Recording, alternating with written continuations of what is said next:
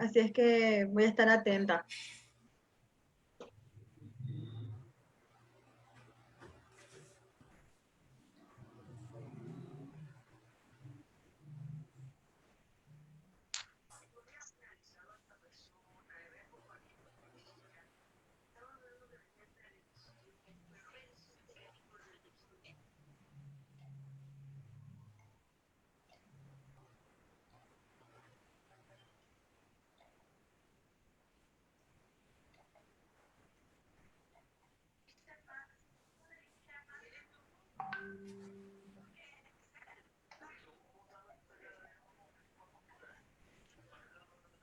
Bien, en breves minutos ya vamos a comenzar nuestro curso. Vamos a esperar un par de minutitos mientras se van conectando todos los compañeros y compañeras y comenzamos.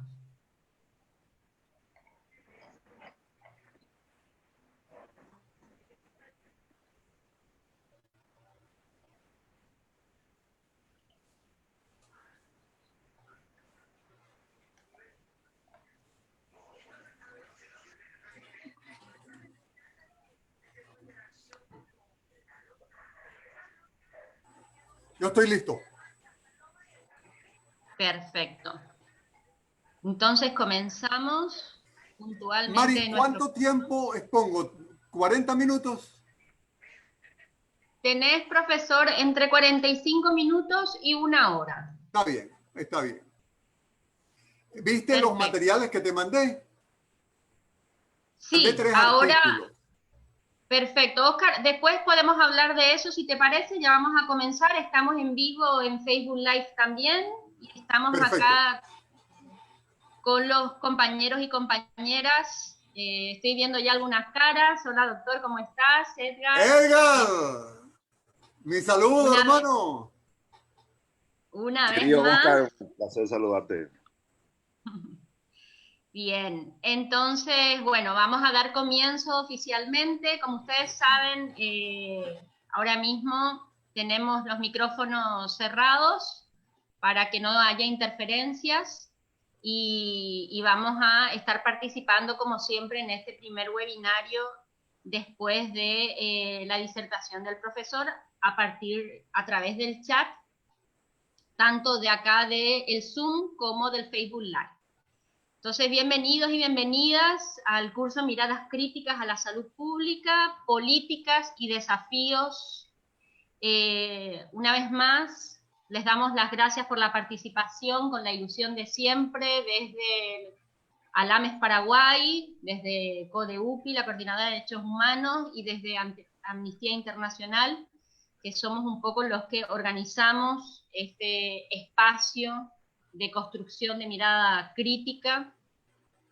Saben que este es un espacio precisamente el que lo que pretende es profundizar un poco nuestras miradas en un momento en el que estamos viviendo una pandemia a nivel mundial, pero también en la que se presenta como oportunidad la reforma de los sistemas de salud.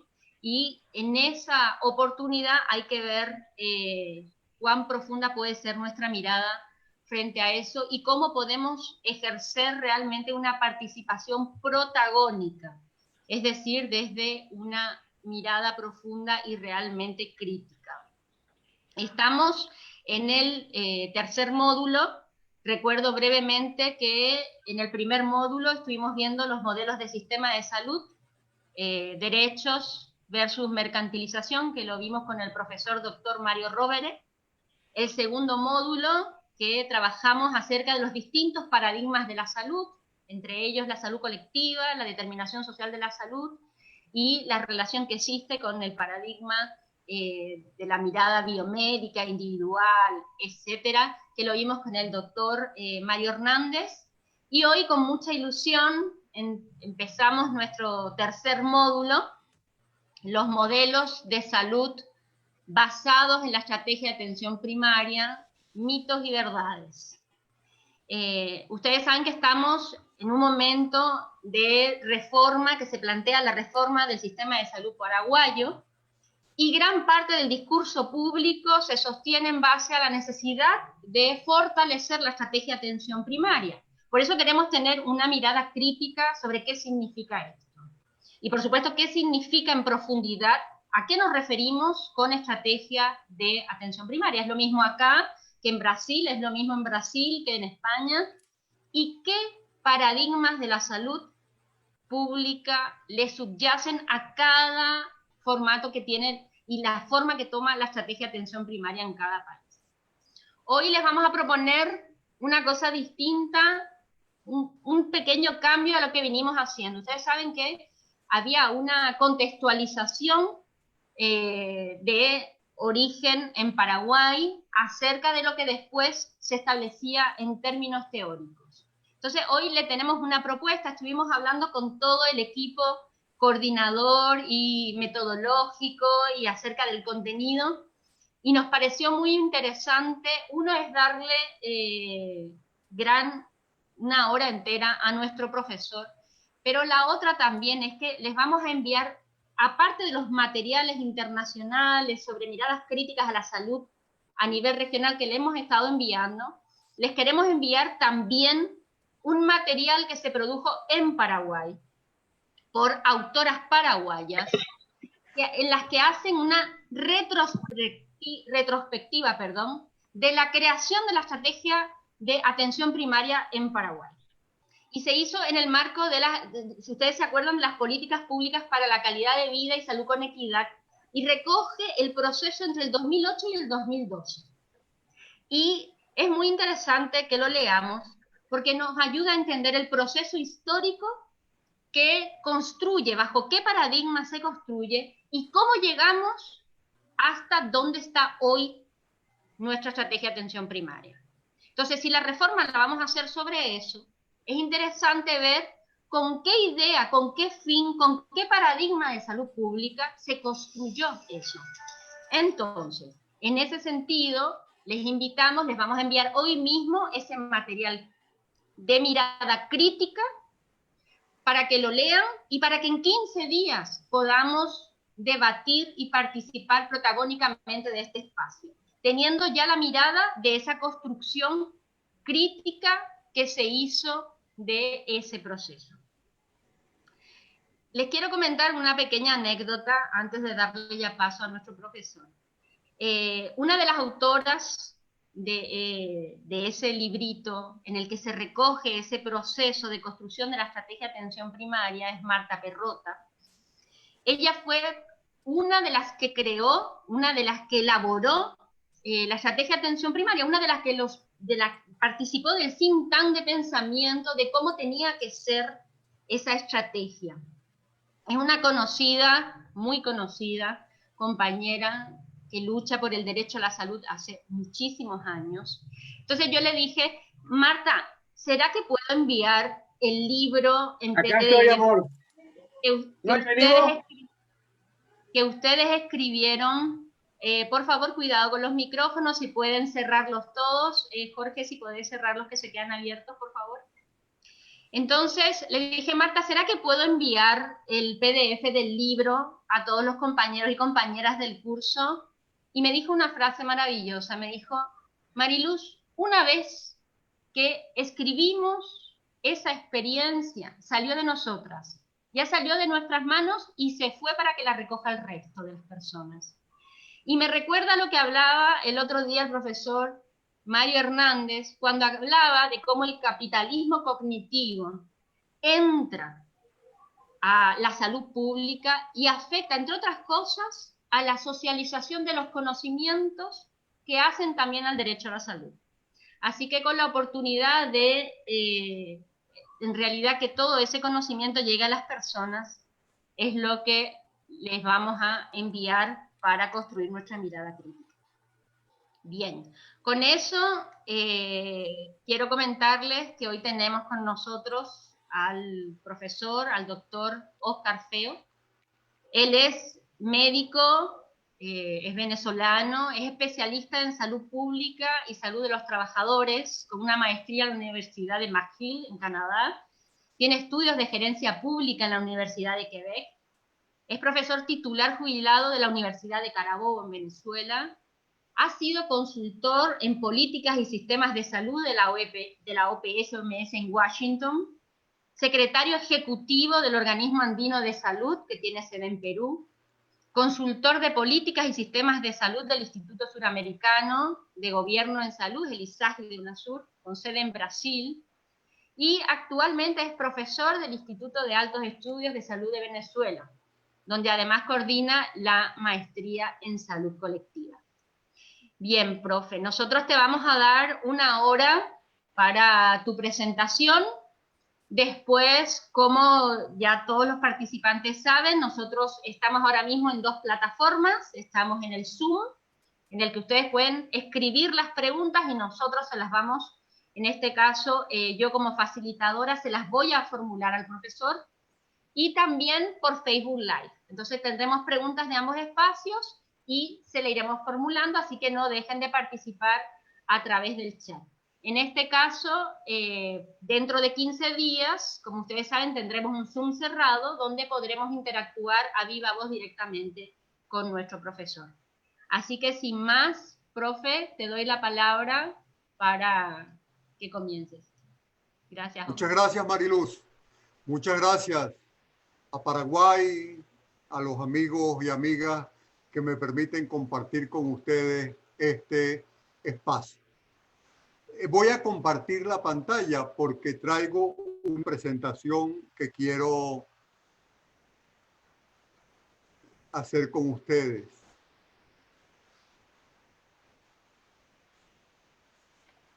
Mari, por favor, te voy a pedir 2 cosas. Una, que me digas si se me escucha bien y que me digas si se ve bien la pantalla. Perfecto. La pantalla se ve perfectamente y yo te aviso si hay algún corte de voz. No te preocupes. Correcto. Bueno, permítanme comenzar, además de agradecer, por supuesto, a Amnistía Internacional, a la y a la Coordinadora de Derechos Humanos de Paraguay, este espacio de conversación. A mí me gusta mucho el título que ustedes le pusieron, Mitos y Verdades sobre sistemas de salud basados en atención primaria. Permítanme, antes de comenzar mi presentación, decirles algunas cosas mías que son más personales, si se quiere. Yo soy de la generación APS. Yo me gradué de médico en la década de los 70 y me fui a trabajar en el medio rural, algo que era medicina simplificada en unos sitios, atención primaria en otros, pero nos agarró la conferencia de Alma-Ata en 1978 y nos tomamos esa conferencia como una referencia que desde el 78 hasta hoy, ya han pasado 40 y tantos años, miren, yo utilizo una palabra dura. Hoy APS se ha convertido en una quimera. ¿Qué es una quimera? Un sueño, una ilusión inalcanzable. O sea, lo vamos a ir viendo a lo largo del camino, pero lo que quiero decirles es que mi vida ha estado vinculada a la APS. ¿Saben ustedes? La primera vez que yo vine a Paraguay, hace ya algunos años, fue invitado por Esperanza Martínez, que era ministra de Salud, a hablar de APS. Estaban tratando de construir un sistema de salud basado en APS y me llamaron para que hiciera unos comentarios. Después de eso, afortunadamente he vuelto muchas veces y tengo una especial relación afectiva con Paraguay. Última anécdota que les hago. En el año 2003, yo era el consultor de políticas y sistemas de salud de la OPS en Washington. En el año 2013 cumplieron 25 años de APS y me tocó estar en la comisión de la OPS que evaluó los 25 años. Y como yo estaba en esa comisión y era el consultor de política y sistema de salud, planteé 2 preguntas que guiaron el trabajo de la comisión. Lo vamos a ver más adelante. ¿Por qué en 25 años no solo no se había conseguido la salud para todos, sino que la salud era cada día más desigual en el continente? Bueno, lo que quiero decirles con esto es que yo he estado permanentemente vinculado a la OPS y lo que hoy voy a decir, lo voy a decir y sobre todo las conclusiones a las que voy a llegar después de un proceso de análisis y de reflexión muy importante. Bueno, empiezo, Mari. Yo he organizado esta presentación en 3 componentes.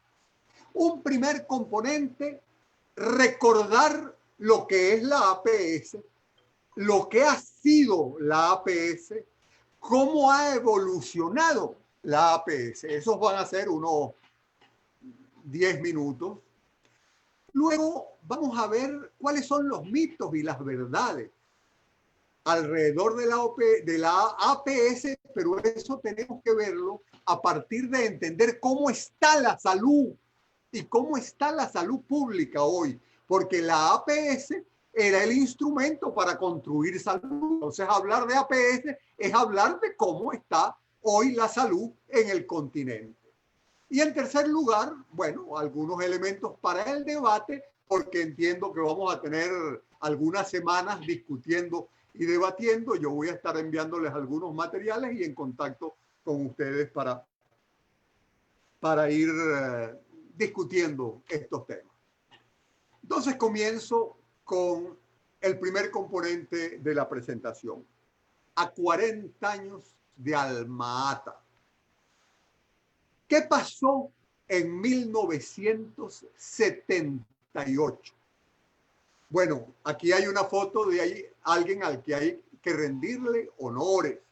Hans van Mahler, danés, salubrista, era el director general de la OMS en 1976, cuando a los soviéticos, la Unión Soviética de esa época, se les ocurre ir a la OMS y decirle a Mahler y a su subdirector general, que era un peruano, el doctor,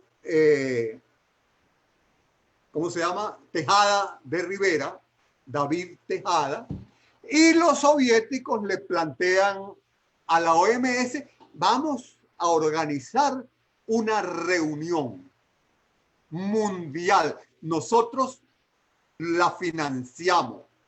Ustedes deciden. Solo una condición ponemos, que se haga en una zona rural de la Unión Soviética. Y bueno, empezaron a buscar y decidieron hacerla en Kazajstán, y la capital de Kazajstán es Alma Ata, y esa foto que ustedes ven aquí es el centro de convenciones que se construyó en Alma Ata para albergar la reunión internacional se llamó Atención Primaria en Salud. Pero fíjense bien, y esta es la primera cosa que yo quiero señalar, en lo primigenio de Alma Ata. La reunión tenía como objetivo central plantearse la necesidad de salud para todos. O sea, la política que guió la reunión de Alma Ata fue la política de salud para todos. Y está claramente señalado en el documento. Mahler era un sanitarista muy progresista que pertenecía a la socialdemocracia más avanzada de los países escandinavos, y él insistió en que tenía que ser una reunión marcada por la búsqueda de la justicia social y por la búsqueda, él lo llamaba, un nuevo orden económico mundial. Y así aparece en el documento de convocatoria. El objetivo político era salud para todos. Y la estrategia para conseguir salud para todos era la atención primaria. No era la atención primaria, la reunión fue en inglés. Era el Primary Health Care. Lo tradujeron al español la opinión de ellos es que estuvo mal traducido, ya lo vamos a ver luego, lo tradujeron en vez de como cuidado integral de la salud, como atención primaria en salud. Y además, esa reunión se da en el marco de la Guerra Fría y por lo tanto uno de los planteamientos centrales que se hace es la lucha por la paz y el desarme. Eso fue Alma-Ata. A Alma-Ata fueron 150 países, más de miles de delegados, hubo presidente, y durante una semana estuvieron discutiendo y bueno, de ahí sale lo que conocemos con el nombre de Declaración de Alma-Ata. ¿Y qué contenía la Declaración de Alma-Ata?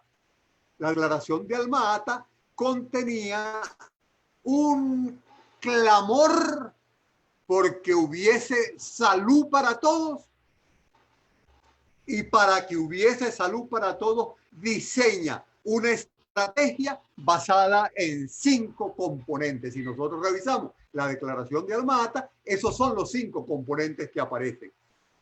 Y fíjense, hoy para nosotros hablar de la salud como derecho es normal, pero en el 78 no. Esto era una primicia, estos fueron los primeros planteamientos que se hicieron de la salud como derecho, porque sí es bien cierto que la salud aparece como derecho desde la Declaración de los Derechos Humanos, nunca hubo un planteamiento que la colocara. Es Alma-Ata en el 78 la que comienza a hablar de la salud como un derecho, en esos momentos como un derecho humano. Hoy nosotros decimos no solo como un derecho humano, sino como un derecho humano y social fundamental, porque los derechos humanos muchas veces se ven como derechos individuales y es importante que la salud, además de tener el componente de derecho humano individual, tenga el componente de derecho social colectivo. Atención con este componente. Y luego los otros componentes de la Declaración Alma-Ata eran la universalidad, la integralidad, la participación social y la intersectorialidad. Y planteaba Mahler en su discurso inicial que la atención primaria y la salud para todos era una respuesta a la hegemonía del modelo biomédico centrado en la enfermedad. Bueno, imagínense la emoción de todos nosotros, muchachos, en los años 70, con una declaración de este tipo. Bueno, nos enamoramos de la atención primaria, nos hicimos fans de la atención primaria, vivimos la atención primaria, luchamos y trabajamos por la atención primaria.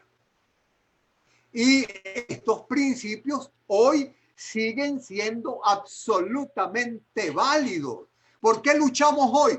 Por la salud como derecho, por sistemas universales, por sistemas integrales, con participación social y con intersectorialidad. De allí la visión pionera, visión realmente estratégica que tuvo Mahler y que tuvo David Tejada.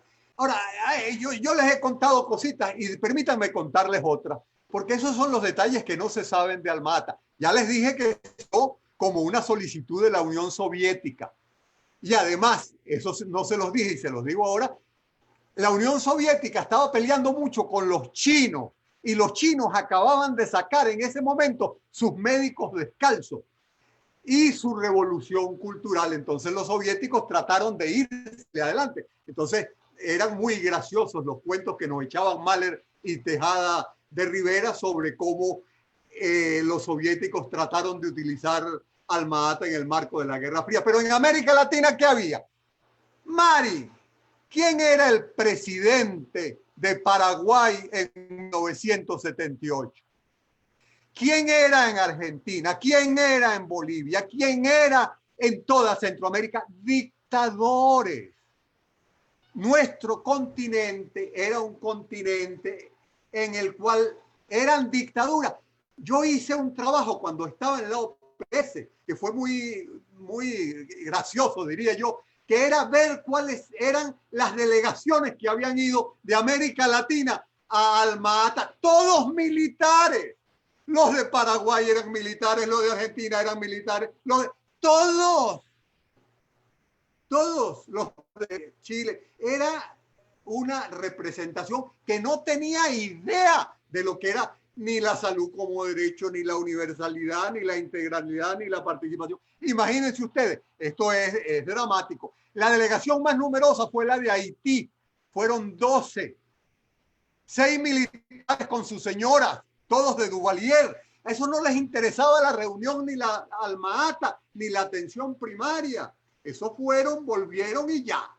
Ese era el contexto en el que se daba. Entonces Alma Ata fue impulsada por las mentes brillantes y pioneras de Mahler y de David Tejada de Rivera, pero muy poco comprendida por los políticos que se hicieron presentes en esa reunión.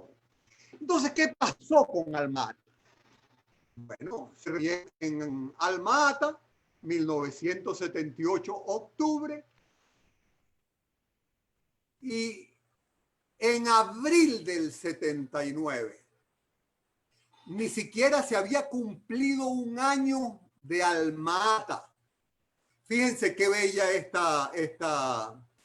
esta postal. Eso se llama, oigan el nombre porque lo vamos a oír dentro de 40 minutos otra vez. Eso se llama Bellagio. Es esto el centro de la Fundación Rockefeller. Esto se llama el Lago de Como, un sitio bellísimo. Bueno, la Fundación Rockefeller en 1979, 8 meses después de Alma Ata, con UNICEF y con el Banco Mundial como alianzas, convocan a una reunión para pasar de la APS integral a la APS selectiva. Y en esa reunión, la de Alma Ata fue muy grande, la de Bellagio eran 40 personas, esos 40 cerebros de la Fundación Rockefeller, UNICEF y el Banco Mundial llegaron a la conclusión de que lo que había era que producir una APS que tenía 4 cosas: el control del crecimiento, la rehidratación oral, la lactancia materna y la inmunización. Y por eso se llamó Gavi, en el marco de un programa que en inglés se llamaba para la sobrevivencia y la salud de los niños, de UNICEF Gavi Program. Gavi, la G de crecimiento, la O de rehidratación oral, la B de lactancia materna, breastfeeding, y la I de inmunización. Entonces, la APS la convirtieron en el primer paquete. Ese es el antecedente de los paquetes de las reformas neoliberales.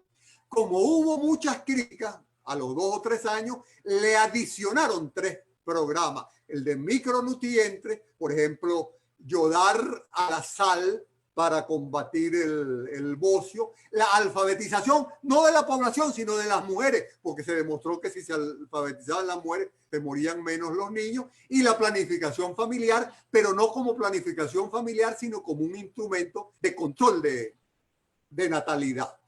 Bueno, entonces, ¿qué pasa? Que si yo hablo de evolución de Alma Ata y de la atención primaria, lo primero que tengo que decir es que el gran capital se adueña de la APS. Eso está escrito y hay un artículo muy bonito que yo le dejé a Mariluz y que puede ir con ustedes, que narra toda esa historia. El artículo se llama De Alma Ata al Fondo Global, la historia de las políticas internacionales, y narra cómo Alma Ata fue destrozada en Bellagio a partir de esta política para hacer selectiva. Nosotros tuvimos un científico médico y social muy importante en América Latina.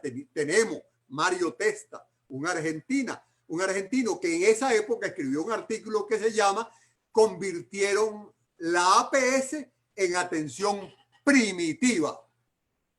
Fue el antecedente de los programas para pobres. Bueno, Entonces, ¿qué pasó? Pasó que cada país hizo lo que quiso con la atención primaria. Como en Argentina había una dictadura, Mario Teja, que la dictadura utilizaba la APS para visitar las casas y ver si había guerrilleros y comunistas y capturarlos. Bueno, ese fue parte de esa historia. Hubo ministerios que crearon direcciones de atención primaria, hubo países que se organizaron. Pues cada país hizo lo que le dio la gana. Cuba asumió la atención primaria y le ha ido maravillosamente bien. Pero hay países en los cuales la atención primaria ha servido solo como eslogan. Y eso fue lo que nosotros vimos. Esta revista la publicamos, aquí está, en el 2003. Yo en el 2003, les digo, estaba en OPS en Washington como consultor de política y sistema de salud y me tocó hacer esta pregunta. ¿Qué pasó con la salud para todos? Vamos a ver, nos dijimos en esa época, 25 años después de Alma Ata, ¿por qué no fue posible conseguir salud para todos? Y nos preguntamos además qué hemos aprendido. En el 2003 yo me preguntaba qué hay que hacer para alcanzar salud para todos. Bueno, algunos comentarios. En esa comisión se invitó a David Tejada. Aquí está David ya en sus últimos años. David fue ministro de Salud de Perú. Él fue el subdirector de OPS en esa época. Y él escribió un artículo donde decía dos cosas que a mí me impactaron. Esa fue mi primera ruptura con APS. Me la produjo David Tejada de Rivero.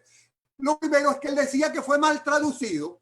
Primary Health Care se tradujo como atención primaria en salud, cuando no era atención, era care, cuidado. Y él dice, no debió traducirse cuidado como atención, que la atención remite y medicaliza, remite mucho a la atención médica.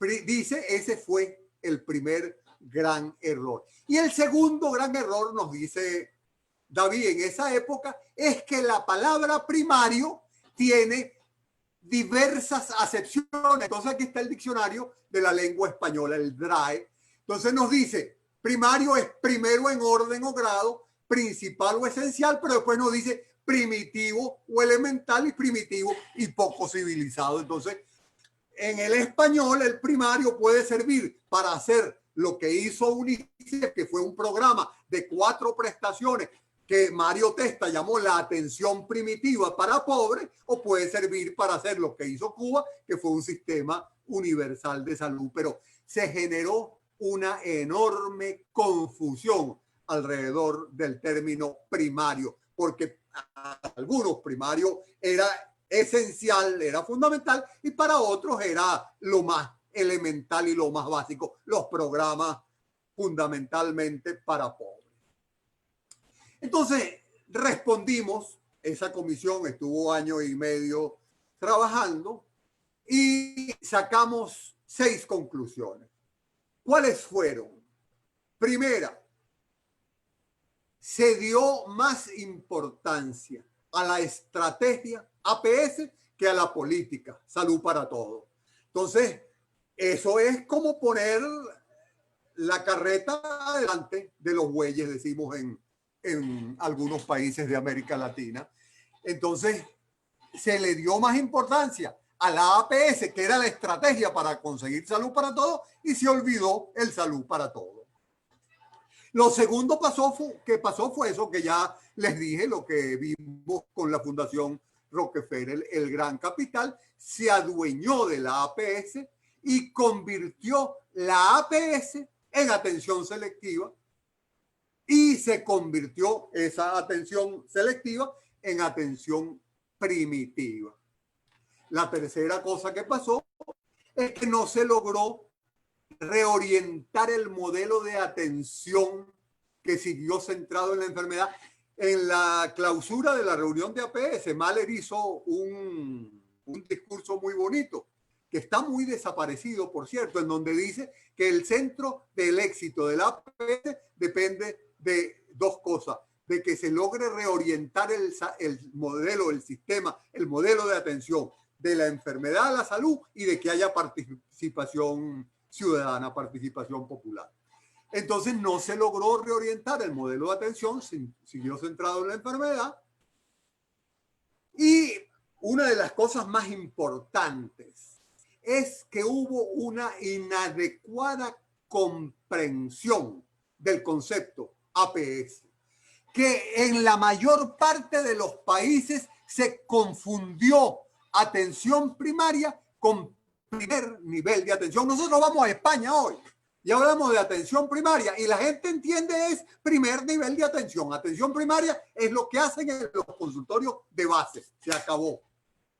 El organismo andino de salud que yo dirigí durante 5 años acaba de hacer una consultoría para que un experto en APS, chileno en este caso, buen amigo, hiciera un diagnóstico de cómo estaba la APS en el continente. Bueno, y lo primero que él dice es que la APS en América Latina es el primer nivel de atención. Y entonces que él hace un informe no de cómo está la APS, sino de cómo está el primer nivel de atención. Eso es una confusión inaceptable. O sea, la APS, que era derecho, que era universalidad, que era participación, que era intersectorialidad, que era integralidad, se convierte en primer nivel de atención. Quinto, la APS se convirtió en parte del discurso oficial. Entonces, es como lo de los determinantes sociales. Todos los ministros, todos los ministerios hablaban de APS y hoy hablan de determinantes, pero cada quien lo asume y lo interpreta a su manera y ninguno como fue el pensamiento primigenio de Alma-Ata. Y respuesta entonces, y allí fue que yo rompí ya con OPS.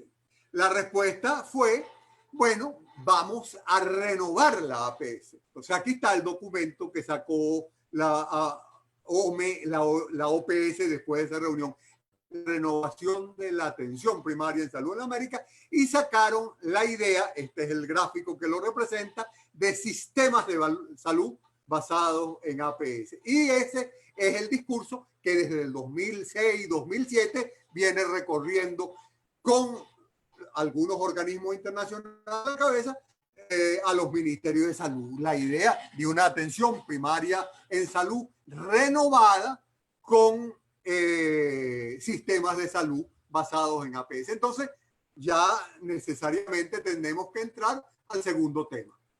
El segundo tema es eso que nos vendieron, la APS renovada, los sistemas basados en APS. ¿Qué es?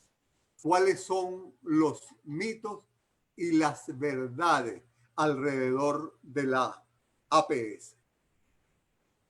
Bueno, lo primero que hay que tomar en cuenta siempre es el contexto político. Estamos hablando de la primera década del siglo XXI, los años 2000 al 2010. Esa propuesta de renovación de la APS y de los sistemas de salud basados en APS se desarrolla en la época en la que mandan las reformas neoliberales. Es el predominio del Banco Mundial, del Fondo Monetario Internacional, del Banco Interamericano de Desarrollo, que proponen ajustes estructurales, los que llamamos nosotros las reformas neoliberales, y que tenían en salud un objetivo: colocar la salud en el mercado. En pensiones tenían un objetivo, que era convertir las pensiones basadas en la solidaridad en las pensiones basadas en la capitalización individual. En educación tenían un sentido, que era, atención, crear la educación basada en competencias, no una educación para pensar, sino una educación para enseñar a hacer algunas cosas. ¿Por qué? Porque esas reformas estructurales de los 90 a 2000 no eran reformas de salud solo, o de educación solo, o de pensiones solo, eran reformas estructurales del Estado y tenían como objetivo central reducir el tamaño del Estado para permitir el predominio del mercado. En salud, esas reformas lo que querían era colocar la salud en el mercado, y Mario Hernández a ustedes se los contó claramente cómo esas reformas sirvieron para que en Colombia se organizara un sistema de salud de mercado. Entonces, la ley 100 no es una ley de salud, es una ley del mercado de salud. Y los mercados de salud, los sistemas de salud basados en el mercado, se han demostrado absolutamente insuficientes para tratar los problemas colectivos. Y esta pandemia es un claro ejemplo y evidencia de ello. Entonces, ¿qué pasó en estas primeras décadas del año 2000? Que la salud pública, que nuestro buen amigo Edmundo Granda llamaba enfermología pública, porque no se ocupaba de la salud, sino de la enfermedad, a los ministerios de salud, que él no los llamaba ministerio de salud, sino ministerio de la enfermedad, porque se ocupaban de la enfermedad, y los organismos internacionales estuvieron expuestos a esas políticas neoliberales y a esas estrategias del mercado, y fueron penetrados por los intereses económicos del mercado de la salud y del gran capital. Entonces, hoy no podemos entender una discusión sobre reforma del sector salud si nosotros no entendemos que la salud se ha convertido en un espacio de acumulación de capital. Fíjense este gráfico, yo siempre lo presento porque es muy importante. Aquí están las industrias más rentables del mundo, las que más ganancia producen. ¿Y cuál es la primera? La industria de la salud, el complejo médico industrial. Entonces, la salud, que en los años 60, en el siglo pasado, era un requisito necesario para el capital, porque el capital necesita gente sana para que consumiera y para que trabajara, pasó a ser de condición necesaria para el capital en espacio para la acumulación de capital. Entonces ya el capital no solo veía la salud como un instrumento para tener trabajadores que trabajaran y gente que consumiera, sino que pasó a ser un espacio para producir ganancia. Surge el complejo médico industrial. ¿Qué es el complejo médico industrial? Las grandes corporaciones privadas que producen tecnología médica, que producen medicamentos, que producen vacunas, que producen todos los aparatos, equipos reactivos que necesitamos en salud y que hacen de eso su centro de ganancia.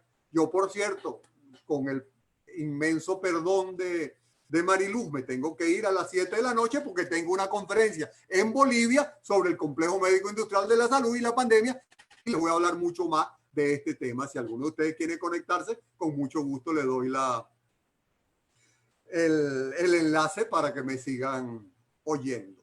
Bueno, entonces no podemos entender las reformas que tratan hoy de hacer en Paraguay si no entendemos que hay un actor fundamental, que es los intereses económicos del gran complejo médico industrial. Y fíjense cómo se expresa esto. Yo les dije hace unos 20, 30 minutos, acuérdense este nombre, Velayo, el sitio de la Fundación Rockefeller, donde se reunió en el 1979 a la UNICEF con el Banco Mundial y con la propia Fundación Rockefeller para convertir la APS en salud colectiva. Esta fue una reunión que se hizo en el 2012. ¿En dónde? En Velayo. Tienes el informe final. Esto está sacado de la red de internet. Shaping the Future of Health Market. Eso lo que quiere decir es dando forma al mercado de la salud. Reflexiones de Velayo. Y esto, fíjense lo que dice el dato, una iniciativa del sector privado en sistemas de salud. Esto es la respuesta del capital a la salud. ¿Y cuál es la conclusión fundamental de la reunión de Velayo? Bueno, la conclusión fundamental es que el futuro del mercado de la salud está en el aseguramiento y en la cobertura universal. 2012. Un año después, el Foro Económico Mundial de Davos en Suiza, también con la Fundación Rockefeller y el Banco Mundial, organizan en la reunión de Davos un foro especial sobre sistemas de salud. ¿Y cuál fue la conclusión de esa reunión en un informe liderado por McKinsey Company? Bueno, que había que promover la cobertura universal, y por eso que yo siempre pongo esta foto. La cobertura universal es el caballo de Troya en el que nos meten a los ministerios de la salud ingenuos de nuestros países términos que han sido diseñados por el gran capital. Estamos en 2012-2013, un tiempo después, 3 años después, es que la Organización Mundial de la Salud asume definitivamente la cobertura universal de la salud. Y aquí está la Chan, que era la directora de la OMS, diciendo el día que ella asume la cobertura universal que tiene 2 socios de gran valor, el Banco Mundial y la Fundación Rockefeller. Fueron el Banco Mundial y la Fundación Rockefeller los que llevaron la propuesta, los que vendieron la propuesta, los que penetraron a la OMS con la propuesta de cobertura universal, y hoy resulta que nosotros no tenemos idea de lo que fue la reunión de Velayo, de lo que fue el Foro Mundial de Davos, de lo que fue toda la trama de la Fundación Rockefeller, y hablamos de cobertura universal como si fuera la gran panacea que va a resolver los problemas de salud. Entonces, APS-CUS, atención primaria, cobertura universal. Y entonces, ¿dónde se unen bueno, permítanme esto entonces, antes de lo que voy a decir. Entonces, yo lo que digo es que un fantasma recorre la salud en el mundo. ¿Cuál es ese fantasma? Las políticas neoliberales, los sistemas de mercado, el aseguramiento y la cobertura universal, pero lo hacen disfrazado, camuflado, escondido en un discurso de universalidad y en un discurso de atención primaria. Entonces, yo no sé si eso pasa en Paraguay, pero yo voy a muchos países en donde el discurso de los ministerios de salud es sistema de salud de APS con cobertura universal, y lo que están es privatizando y lo que están es construyendo alianzas con el sector privado, porque esas son las políticas privatizadoras que se camuflan y se esconden de universalidad y de atención primaria. Ahora, yo les estaba diciendo, ¿dónde se unen la CUS, la cobertura universal, y la APS? Bueno, en Astana. A los 40 años de APS, Kazajstán, país que había sido el anfitrión de Alma-Ata, dice: vamos a hacer una reunión de nuevo en Kazajstán. Ahora no en Alma-Ata, Alma-Ata ya dejó de ser la capital de Kazajstán, en Astana, una ciudad relativamente moderna. Y se monta, aquí está, 25 y 26 de octubre del 2018, 40 años después de Alma-Ata, lo que se llamó la Conferencia Global de Atención Primaria.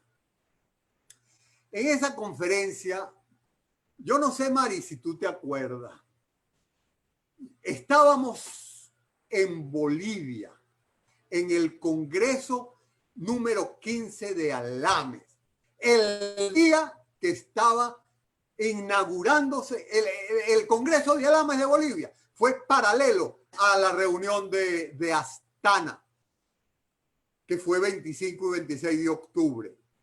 Y a mí me tocó, esa fue una tarea que me dieron allá en Bolivia, y me la dieron de un día para otro, me dijeron: Oscar, acaba de salir la declaración de Astana. Tienes que hacer mañana una conferencia haciendo una crítica a la declaración de Astana. Bueno, y la clausura del Congreso de Alames en Bolivia fue con una conferencia que estuvimos compartiendo Mario Robert y yo, en donde el tema central era una perspectiva crítica de Astana. Y fue horrible, porque ¿qué hace Astana? Bueno, lo primero que hace la declaración de Astana es comprometer a la APS con la cobertura universal. Entonces dice: APS y cobertura universal van juntas. Entonces el primer componente que nosotros criticamos en nuestra reunión fue, bueno, que comprometieron, le entregaron la APS a la cobertura universal. Lo que quiere decir es entregarle la APS a los intereses del capital financiero. Alma Ata, que avanzaba hacia una visión integral de la salud, tuvo un retroceso en la reunión de hace 2 años. Astana mantiene una visión profundamente medicalizada, centrada en la enfermedad. En tercer lugar, Alma Ata exigía un nuevo orden mundial porque entendía que era necesario cambiar el mundo. En Astana ni se menciona la crisis mundial, no contempla la declaración nada que tenga que ver con la enorme crisis social y económica y con las enormes desigualdades que corroen al mundo. Y para terminar, bueno, Astana mantiene la confusión entre APS como base del sistema de salud y el primer nivel de atención. Entonces, la declaración de Astana además asume el controversial concepto de política basada en evidencia. Y ustedes dirán, ¿y por qué controversial? Bueno, porque hoy las evidencias las produce el complejo médico industrial en función de sus intereses. Si no lean el libro de Marcia Angel, La verdad sobre la industria farmacéutica, editora del New England Journal of Medicine, para que vean cómo ella tenía que recibir la presión de la industria farmacéutica para publicar artículos que generaran evidencia para el consumo de medicamentos. Y por último, esa fue nuestra crítica final a la declaración de Astana, es que no tomó en cuenta la contradicción fundamental en salud, que es entre una visión, que es nuestra visión de la salud como derecho humano y social fundamental, y una visión de mercancía que busca colocar la salud en el mercado y privatizar los sistemas de salud. La posición de Alames salió un poco de esa crítica que nosotros hicimos, pero esto fue lo que aprobó el Congreso. El Congreso aprobó rechazar la declaración de Astana por representar un vergonzoso retroceso en relación a Alma Ata, denunciar a Astana por colocar la salud pública y la APS al servicio de la CUS, de la cobertura universal, lo que significa colocarla al servicio del gran capital. Y bueno, expresa Alames su compromiso con sistemas de salud no basados en APS, sino públicos, universales, integrales, con sólida participación social, basadas, y aquí está la palabra que yo quiero discutir con ustedes, basadas no en APS, sino basadas en el cuidado integral de la salud. Y entonces eso es lo que ahora viene en la tercera parte de esta presentación. ¿Vamos bien, Mari? ¿Se está oyendo bien? ¿Te gusta lo que digo? Está perfecto. Bueno, vamos. Aportes para el debate. Tenemos que discutir estos temas. Tenemos varios días, varias semanas para discutirlo. Nos vemos otra vez en unos días. Yo les mando algunos artículos, pero ¿cuál es la propuesta?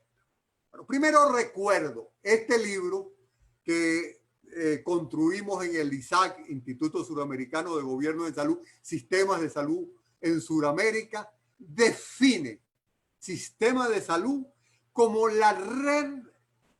Entonces, el sistema de salud es una red de respuestas institucionales, de programas, de actividades que construye una sociedad. Fíjense que es fundamental, es la respuesta que construye la sociedad. ¿Para qué? Para responder a las necesidades y demandas de salud de la población en función de promover, proteger y restaurar la salud. Esta definición es muy distinta a la de definición de OMS y de OPS, que es una definición ahistórica y atemporal como la de salud. Esta es una definición histórica.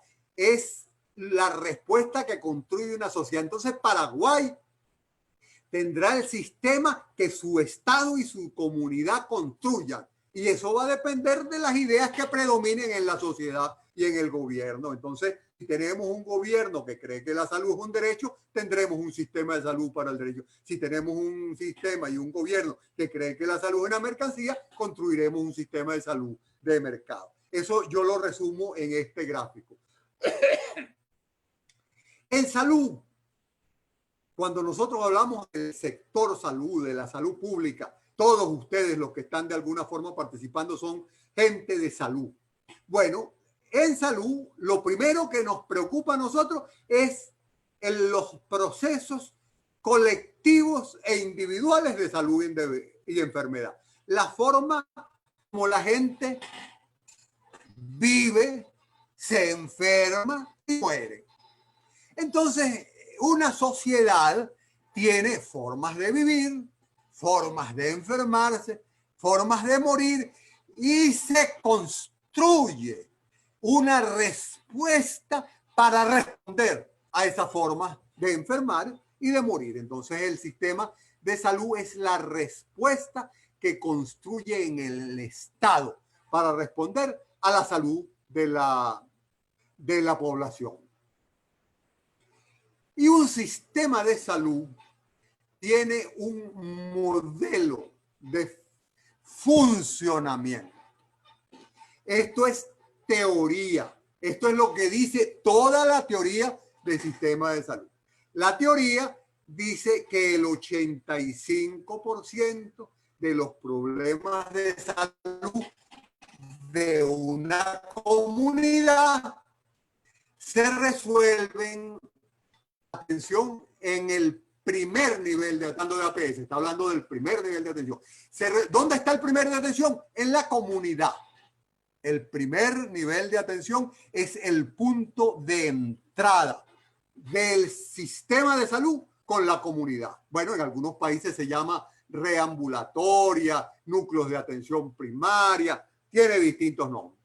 La cosa es que en ese nivel se resuelve el 85% de los problemas y solo el 15% de los problemas de salud de una comunidad requieren atención especializada. Y de ese 15%, solo 5% requiere hospitalización. Pero eso es teoría, eso es lo que está en el papel.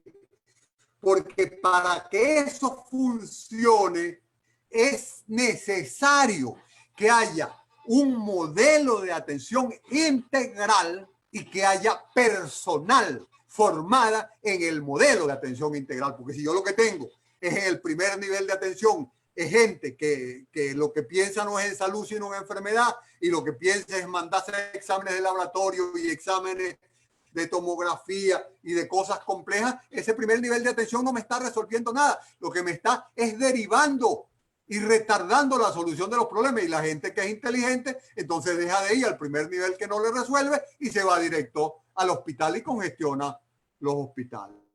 Entonces, para que esto funcione es necesario un modelo de atención integral. Entonces yo voy a explicar brevemente qué es un modelo de atención integral. El modelo de atención integral, que es la base del sistema de salud. Un sistema de salud tiene que partir de un modelo de la forma como atiende y resuelve. Bueno, debe ser integral. Ese es el apellido que yo le pongo. No todos los modelos son integrales, a pesar de que mucha gente dice que son integrales. El modelo de atención integral, para que sea integral, implica 4 cosas. Aquí están. Combina 1, enfoques conceptuales.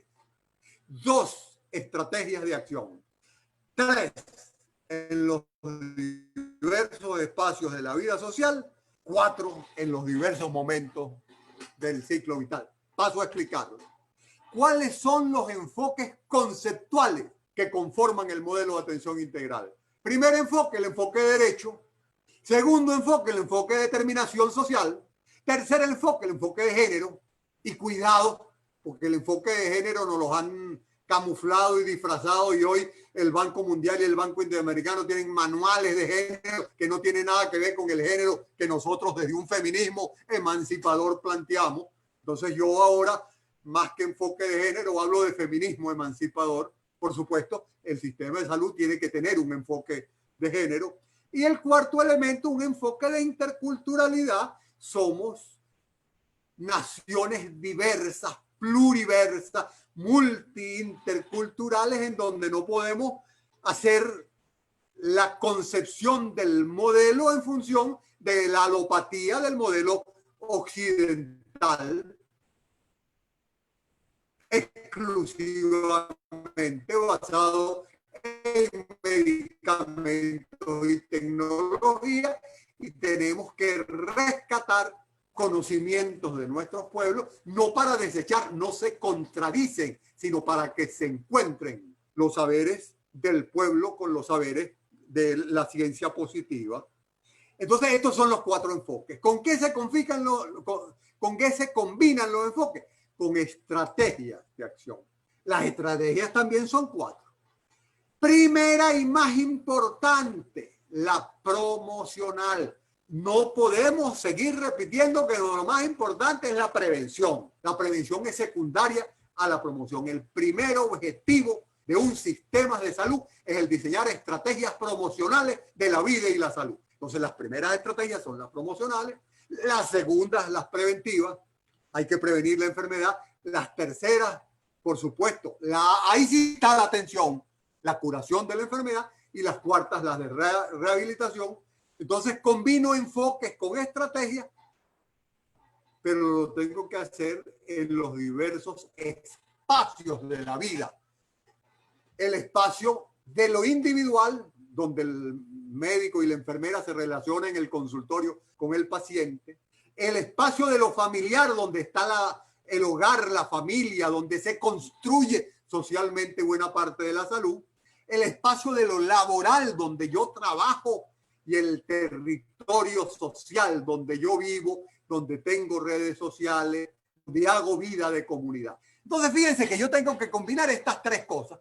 Un enfoque conceptual, una estrategia de acción y un espacio. Y eso lo tengo que hacer a lo largo de todo el ciclo vital que da desde el nacimiento hasta la muerte.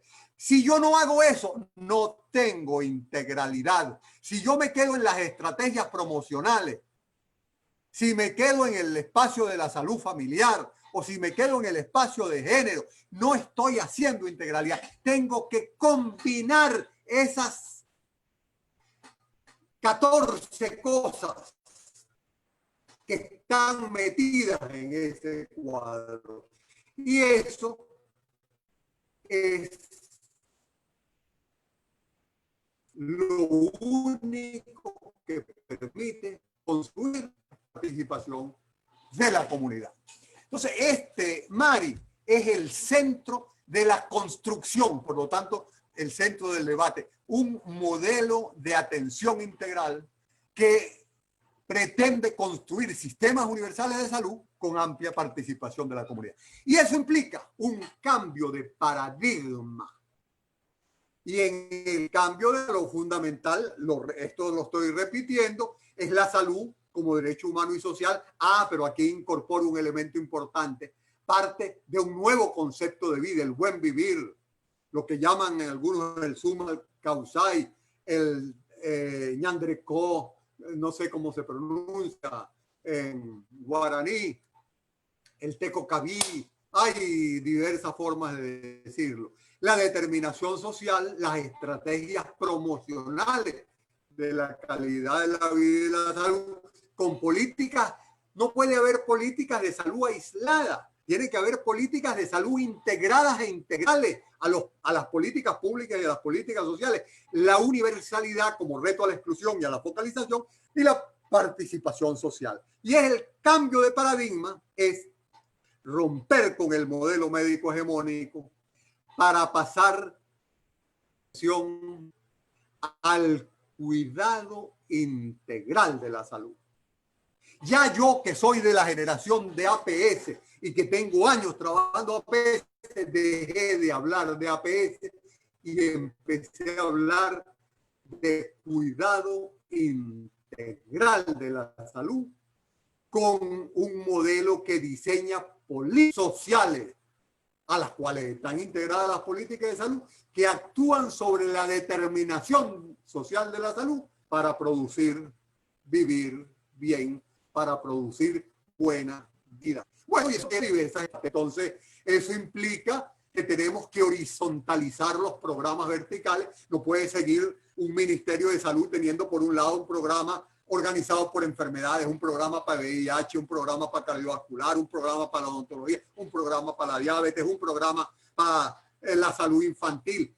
Entonces, lo que tenemos son programas verticales que no se encuentran. Es fundamental horizontalizar los programas verticales, porque la horizontalización programática facilita más que permite la coordinación. En realidad es un elemento central, es abrirse, ya lo había dicho, al diálogo de saberes, a la complementariedad con la medicina tradicional y originaria, con los saberes ancestrales. Es fundamental un reordenamiento territorial. Y aquí me detengo. Reorganizar el sistema de salud, construir un nuevo sistema de salud, implica pasar de los tradicionales niveles de atención. Entonces nos dibujan un triángulo donde está el primer nivel de atención, que son los ambulatorios o los centros básicos de salud o los núcleos de atención primaria. Un segundo nivel de atención donde está la atención ambulatoria especializada, y luego vienen los hospitales. Ya tenemos que ir de ese viejo modelo de redes, perdón, de niveles, a un modelo de redes. Y acá yo pongo una idea, una red muy vinculada a la comunidad, una red de diagnóstico especializado y una red hospitalaria, por supuesto, cruzada por la red de emergencia. Es necesario pasar de este viejo modelo a este nuevo modelo, pero en ese paso el reordenamiento territorial tiene un elemento fundamental, que es la adscripción poblacional. Cada persona debe saber cuál es su consultorio de base y su médico y su enfermera y su promotor de salud de base al cual tiene que ir si tiene un problema, y el que tiene que visitarlo en su salud, en su familia, en su hogar, en su trabajo, periódicamente. Bueno, es necesario acabar con la vigilancia epidemiológica tradicional, que lo que hace es contar casos y muertes. Vamos a la vigilancia epidemiológica tradicional. Métase en la página de cualquier ministerio de salud. Vámonos para la página de Hopkins ahorita con la pandemia. ¿Y qué tiene? Eso, número de casos, número de muertes, más nada. Necesitamos construir una vigilancia sociocultural, una vigilancia que incorpore la epidemiología crítica y sus categorías de análisis epidemiológica tradicional, sino monitoreo participativo, en donde también se vigilan los determinantes sociales y elementos que están ausentes del modelo tradicional. Entonces, ya abriendo para el debate, tenemos una gran pregunta. La gran pregunta es, ¿la APS ha servido para todo?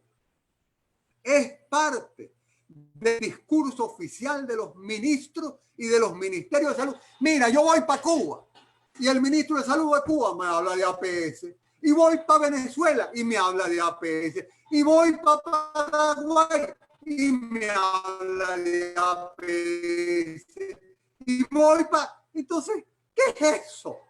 Que el que privatiza habla de APS, el universal habla de APS. Yo digo, tiene sentido seguir insistiendo con un concepto que quiere decir de todo y por lo tanto no quiere decir nada. Y yo digo, bueno, es necesario construir un nuevo concepto que nos permita que el centro sea el cuidado integral de la salud, con participación de todos y de todas para construir sistemas universales basados en el derecho a la salud y en el cuidado integral.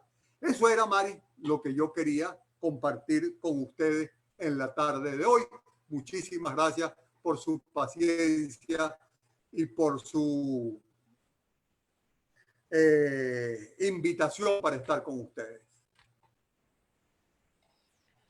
Muchas gracias, Oscar.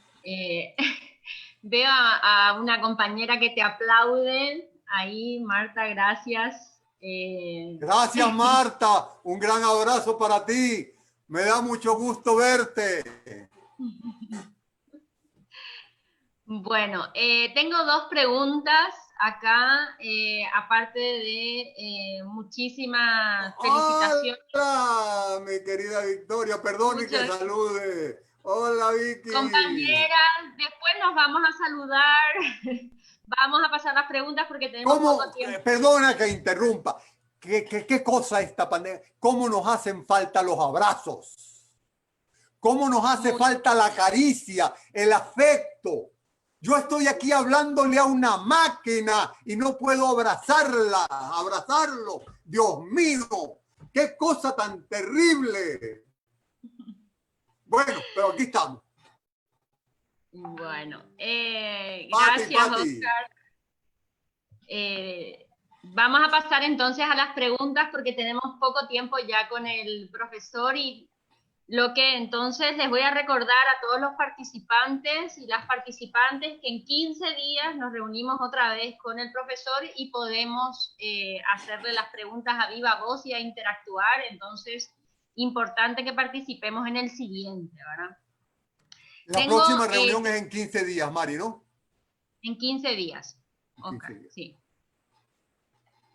Entonces, tenemos... te hago 3 preguntas porque tenemos exactamente, te quiero dejar en 15 minutos para que tengas tiempo de entrar en tu otra charla a las 7 de Bolivia, entonces 15 minutos para responder 3 preguntas y las preguntas que se queden sin contestar las haremos en el próximo webinario, por favor, apúntenlas para hacérsela al profesor. Un estudiante de psicología, Alexis, nos pregunta si APS no es el primer estadio, el primer nivel de atención en salud, ¿qué es? Dice, yo estudio psicología y tenía entendido que eso era precisamente lo que era la estrategia de atención primaria, ¿no? Otra pregunta es, ¿cuál es la relación entre el cuidado integral y las iniciativas de ecosalud o de una salud, que la hace Diani Romo? Y tengo una tercera que dice, se mencionan 4 estrategias, que es de Patricia Lima, dice, se mencionan 4 estrategias para construir un sistema universal de salud. Promocional, preventiva, curativa y rehabilitación. ¿No nos estaría faltando una estrategia de construcción y ejercicio de poder? Y dice, siento que hay algo que está faltando en este esquema y que cuando planificamos acciones en el territorio, esto se evidencia. Y también dice, ¿cómo proponer un modelo sin hacer explícito este componente? Dice, siento que va un poco la propuesta de vigilancia comunitaria con enfoque de epidemiología crítica. Entonces, tengo esas 3 y bueno, te paso una última porque tengo 4, entonces así cierro. Tenés 15 minutos que dice del doctor Edgar Jiménez, que dice, ¿cómo planteas ese cambio conceptual de cuidados integrales de la salud en un contexto de desmantelamiento de los procesos de integración en América Latina? Dice, ¿desde qué ámbito? Todas esas preguntas, y si se te queda alguna por contestar, Oscar, no pasa nada, la respondemos en el siguiente webinario que tenemos contigo otra vez. Adelante. Mira, yo diría, mi primera reacción es señalar, porque alguien preguntaba, ¿cuál es el problema fundamental que tenemos? El problema fundamental que tenemos, yo digo, es la colonialidad del saber. ¿Qué es la colonialidad del saber? El que pensamos, no como tenemos que pensar, sino al revés. En vez de pensar en salud, pensamos en enfermedad, en vez de pensar en promoción de la calidad de vida, pensamos en la atención médica. O sea, estamos colonizados por un pensamiento que se llama el modelo médico hegemónico. Yo les voy a contar una experiencia para mí muy triste y dramática. Yo trabajé un año en Bolivia apoyando al Ministerio de Salud de Bolivia, que tenía el empeño de construir un sistema único y universal de salud, y Nila, que era la ministra, quería un sistema único y universal de salud. Y cada vez que íbamos a hablar con Evo y Nila le planteaba el discurso, Evo lo que le decía es: pero ¿y dónde están los hospitales? Yo quiero hospitales para atender a los enfermos. Así lo decía. O sea, Evo, un tipo avanzado políticamente, un tipo que es capaz de ir a las Naciones Unidas a dar un discurso sobre cambio climático extraordinario. En salud lo que quería era atención a la enfermedad. Bueno, entonces pensamos al revés. Galeano lo decía, vivimos en el mundo al revés. Entonces, el primer trabajo nuestro es romper la colonialidad del saber, construyendo un pensamiento emancipador. Y ese pensamiento emancipador es lo que nosotros en ALAM llamamos la salud colectiva y la medicina social.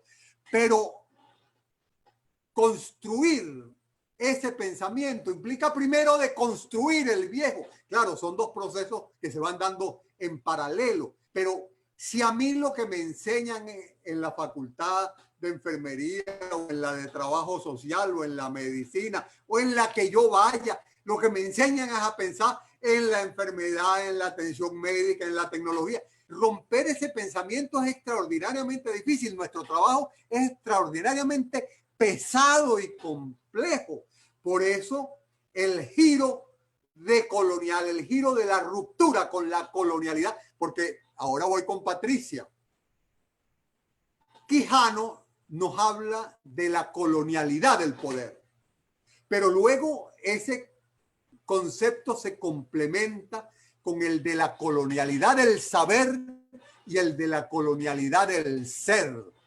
Entonces tenemos que romper esas tres colonialidades, tenemos que ser diferentes, tenemos que pensar diferente y tenemos que construir, oye Patricia, estrategias y opciones de poder diferentes. ¿Por qué pasa? Que llegamos al Ministerio de Salud, entonces me nombran, aquí está Raquel, que fue viceministra, por ejemplo, y me nombran de viceministro de Salud, pero tengo que enfrentarme a una organización, a un modelo o a un sistema. Aquí está Edgar también, que fue viceministro. Bueno, es muy difícil, no vale si no tenemos un proyecto de poder diferente. Y por eso, Patricia, no está en ese cuadrito, en un pedacito, porque eso es lo más global. Ese proyecto de poder, que es más que una estrategia, es una política, es el central, porque es lo que nos va a permitir que esto que estamos haciendo, este curso, es un intento por romper la colonialidad del poder, del saber. Y este curso se da en el marco de una propuesta política de transformación del sector salud y de transformación de la sociedad. Entonces, allí es donde engarzamos nuestra acción en un curso como este, con nuestra acción en un ministerio cuando nos toca trabajar, cuando nos toca construir una propuesta para un gobierno alternativo, es la emancipación y la decolonialidad del poder. Otra pregunta. Ese cuidado integral es primo hermano de todo el tema de la ecosalud. El problema es que la ecosalud forma parte muchas veces de un pensamiento que se amarra mucho a lo técnico. Lo técnico es importante, pero hay que darle un contenido. Por ejemplo, yo creo que el pensamiento de la ecosalud no ha logrado romper con el criterio de los viejos factores de riesgo que marcan la concepción epidemiológica tradicional. Entonces se hace una epidemiología todavía muy marcada por los determinantes sociales, por los factores de riesgo, no por la determinación social, que es una categoría diferente. Yo les diría algo a ustedes en los pocos minutos que me quedan. Miren, nosotros no podemos entender esta pandemia que estamos viviendo hoy. Bueno, Paraguay ha sido un país que ha tenido un desempeño relativamente exitoso con la pandemia. Por cierto, yo saludo a Guillermito, que está creo que de epidemiólogo en el ministerio. Guille, mi saludo. Bueno, no podemos entender esta pandemia si no incorporamos las categorías de epidemiología crítica. ¿Cuáles? La primera, el metabolismo, sociedad, naturaleza. ¿Cómo entender el salto zoonótico de un virus que circula naturalmente entre animales al ser humano? Venga de un murciélago, pase por un pangolín, que es lo que nosotros llamamos un armadillo, a el ser humano. Eso solo se entiende a partir de la ruptura del metabolismo social. Y en la ruptura del metabolismo social se entiende a partir del modelo de acumulación y despojo del que habla Harvey y del extractivismo que nos convierte, ahí está el libro de Damián, La patria sojera, el uso de glifosato, o sea, cómo el extractivismo destruye y deteriora nuestro ambiente y propicia pandemias como esta. Por eso es que yo digo, nosotros podemos tener dentro de 3 meses vacuna, pero vamos a tener dentro de 10 meses otra pandemia porque no hemos resuelto los problemas centrales que están rompiendo la armonía entre la sociedad y la naturaleza. Y eso es un elemento central que tenemos que incorporarlo en el marco de un proyecto de poder en el cual la alianza entre los movimientos sociales, la academia es fundamental. Bueno, Mari, yo me despido. Nos estamos viendo pronto. Abrazos, besos, cariño para todas y todos ustedes. Me ha encantado. Veo que tenemos en estos momentos alrededor de 70 participantes. Yo estoy encantado siempre de ir a Paraguay, así sea virtualmente, como he ido en estos momentos. Un beso, Raquel. Te acabo de ver. Chao, Vicky. Nos estamos viendo. Mari, pongan las da cámaras las para instrucciones de lo que saludar a tengo que hacer Oscar. la próxima vez. Gracias, profe. Nos vemos. Gracias, Chao. Oscar. Te abrazo inmensamente. No se vayan todavía los participantes y las participantes, que quiero darle algunos comentarios antes de retirarnos de carácter un poco más formal, vamos a decir. Hemos enviado a los correos la confirmación de las evaluaciones recibidas. Una vez más, gracias por todos los esfuerzos realizados en el primer y en el segundo módulo. Realmente estamos muy contentos y contentas de la participación que están teniendo, así que muchísimas gracias por eso.